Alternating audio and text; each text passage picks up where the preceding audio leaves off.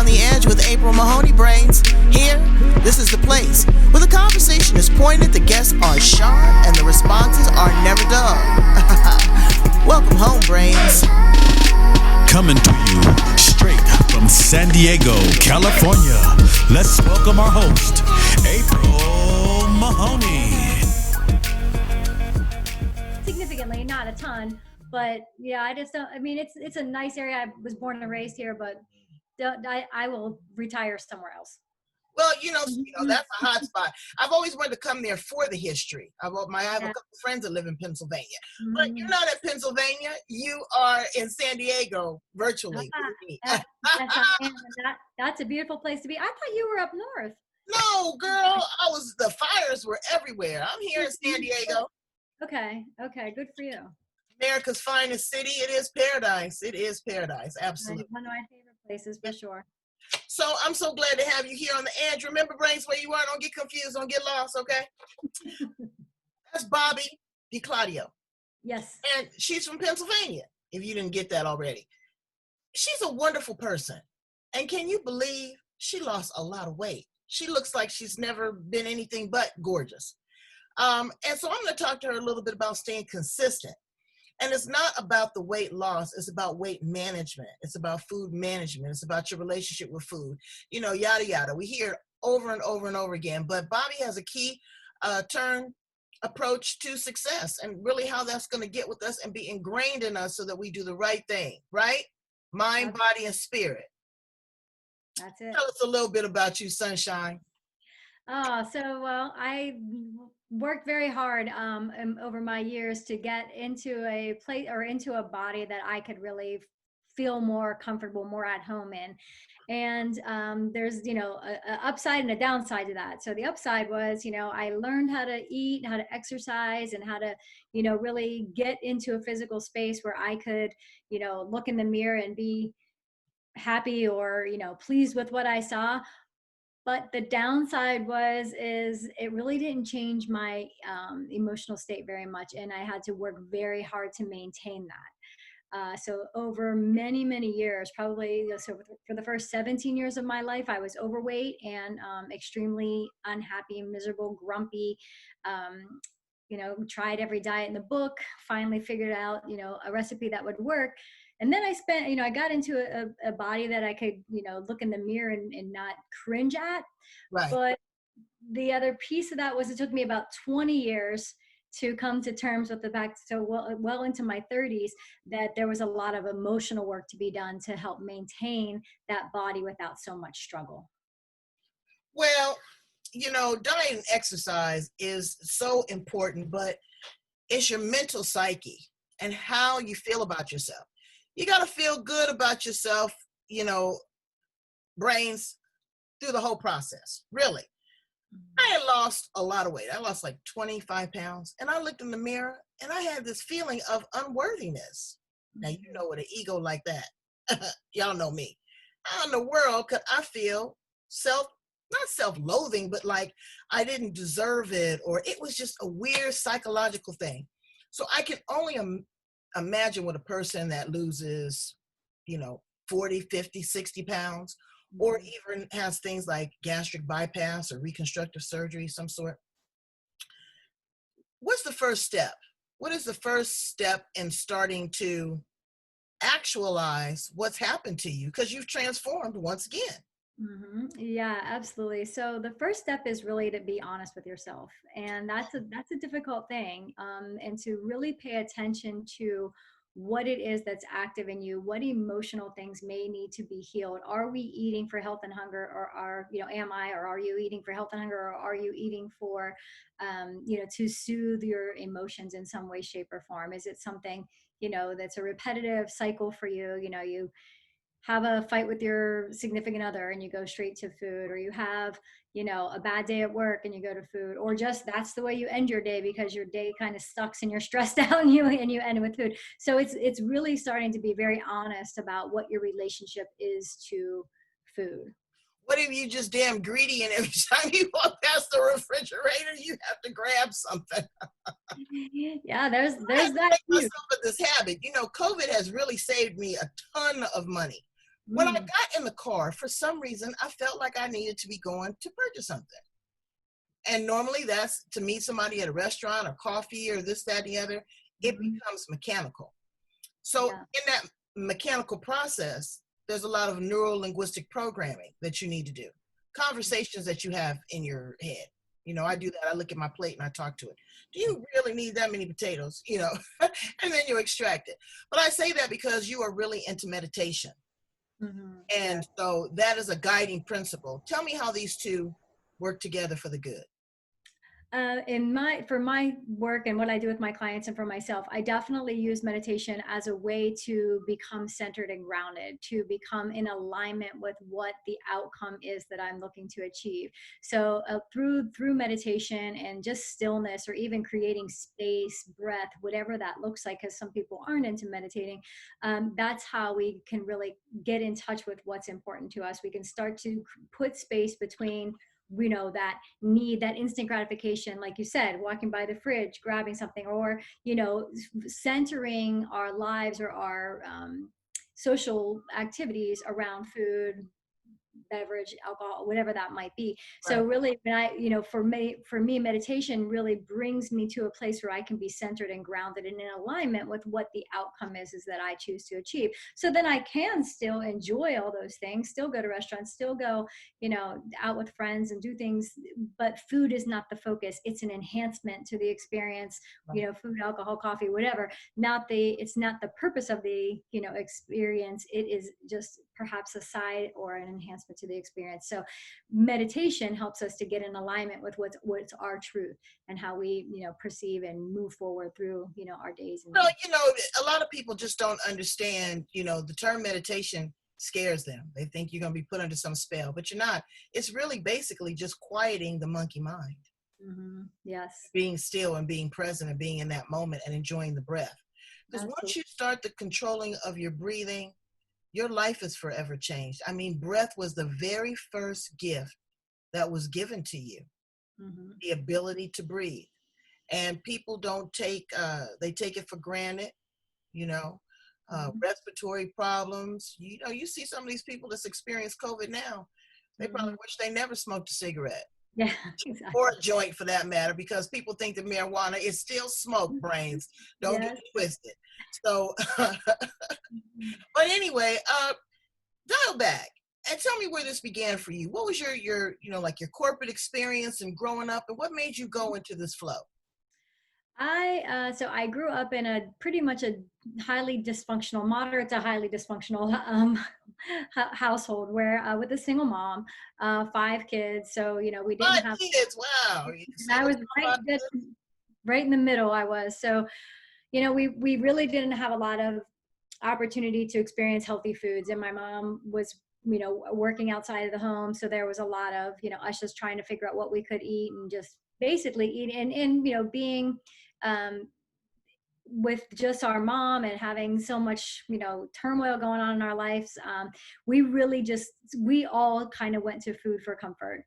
So, you know, that was the very beginning stages of how I ended up being, because I was technically obese, I mean, as a teenager, and I was always kind of a chubby kid. So even, you know, all through my adolescent years and as a teen, very overweight. So it was very painful for me. It was a source of not only physical pain, but emotional pain. I had very low self-esteem. I was pretty mean and nasty. I didn't really have a lot of friends. I tended to, you know, move towards like the rougher crowd and maybe got into a little bit of trouble. Not a lot of trouble, but a little bit of trouble. So that's where I kind of started. Gangster. I was one. I'm still one. Ain't nothing wrong with it. Ain't nothing wrong with it. You know, I get it, you know, and probably your food, go-to food was maybe a little bit more fast food or something more convenient.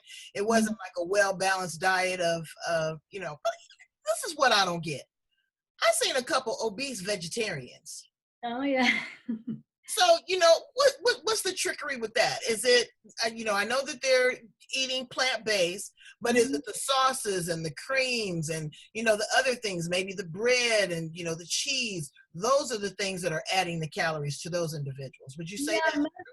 Most likely in those cases, there are, you know, there's a lot of, in some forms of, you know, vegetarianism, lean towards a heavy carbohydrate diet. And Uh, again, nothing wrong with, and starch and processed carbohydrates really is the issue. So early on, I had to figure all those things out and really move away completely from all processed foods.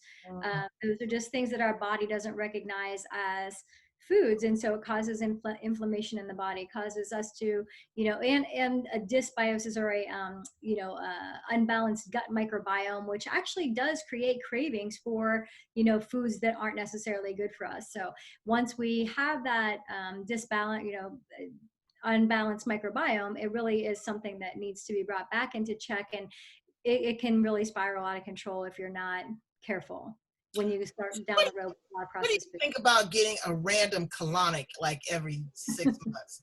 No, seriously. What do you think? Because gut health, I read it all the time. That can save a whole lot of stuff. The inflammation, because you are what you eat, brains. It's as simple as that. But do you think that that's good for the body? I mean, it's an individual choice, I get it. But do you think it's a good cleansing method? Because people use all kinds of stuff. I tried to do a juice one time. That's a whole nother show. A cleanse. What do you think about those things? Well, when it comes to things like cleanses and colonics and things like that, I mean, it's kind of like, I tell people this, it's like taking seeds and spreading them out in the desert. Like apple tree seeds or tomato plant seeds, and just spread them out in the desert. If your body isn't prepared to nourish and nurture those seeds, they won't grow. So there's nothing wrong with the cleansing, is good, but there's a lot of other things that need to go into it in order for your body to be prepared to be able to take that blank slate and create health and thrive. So we wanted, there's a lot of other things. So is, if you're going to get a colonic every 6 months, but you're going to eat like shit and drink and do everything else. Right. And wait for your colonic to clean out. it may work short term. Same thing with juice cleanses or any sort of like I don't want to name certain things, but any diet or cleanse that you go on will, they work when you follow them, and then when you get off, it makes it difficult. So if you want to really, it's an inside out job. Right. Absolutely. So tell me, what are some of the fun things that you like to do? Tell me a little bit more about you. So I'll do this. I like this even better. Let me ask you some random questions. Let me get all up in your business. All right. I'm all ready for you. I'm an open book. All right. If you were a flower, what flower would you be and why? I would be a tulip. Oh. I'm guessing why, but why would you be a tulip? Because I am very active in the spring, and I love to regrow, come back and bloom every spring and just poke it right out of the ground. I love to be nurtured by the earth. I'm a very grounded, very earth person. So yeah, staying in there and just being able to bloom out every spring and just shine and be beautiful. And are you a little wild? Because tulips, they gotta branch out. I love them.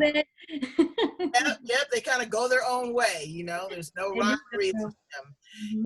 If your words had an odor, what would they smell like? Coffee. Ah, strong, sometimes bitter, but right to the point. perfect. I like that. 3 things that you absolutely cannot live without, Bobbi. Oh, all right. Embarrassing to say, but one would be that. Phone, okay, the device. And the other thing would definitely be my running shoes. Third thing would be. Oh, fur baby. Okay, I got you. Well, I have 3 of them, so there's all 3 of them. But oh my goodness. Besides the 3 dogs, what is some of your greatest joy? What brings you the greatest joy? Oh, I love being in nature and being outside and just an open space. And exercise really is something that I feel. We were talking earlier about meditation. I call exercise active meditation, because and it doesn't have to be rigorous exercise. It can just be walking. It can just be bike riding leisurely. It doesn't have to be, you're out trying to, climb mountains on a bike. It just that really makes me feel alive. That movement, that's good. What brings you to tears? Uh, just other people suffering, seeing heartbreak and pain, and people that just don't know what to do with that, and that need so much support and love. What would you tell a 25-year-old Bobbi DiClaudio? I have a 23-year-old daughter, so I'm telling her things all the time. Wow, I got She just left the nest last 2 weeks ago. So what I tell 25-year-old versions